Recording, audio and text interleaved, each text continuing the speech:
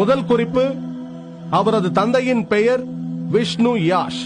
விஷ்ணு என்றால் கடவுள், யாஷ் என்றால் சேவகர்.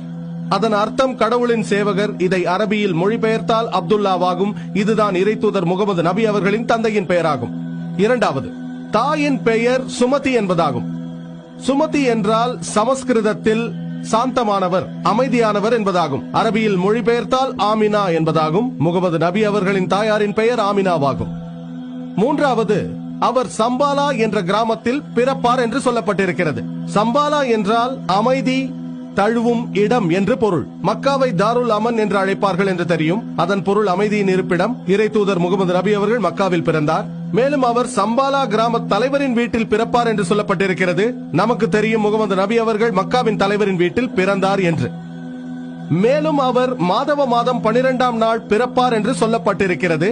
இறைத்தூதர் முகமது நபி அவர்கள் ரப்பி அவ்வலின் 12ஆம் நாள் பிறந்தார் என்பது நமக்கு தெரியும். மேலும் அது கூறுகிறது அவர்தான் கடைசி ரிஷி, கடைசி இறை தூதர், அந்திம ரிஷி.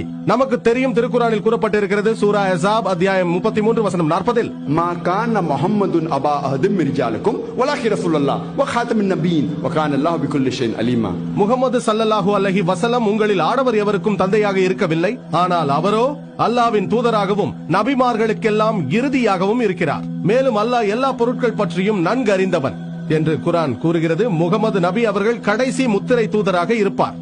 மேலும் கூறப்பட்ட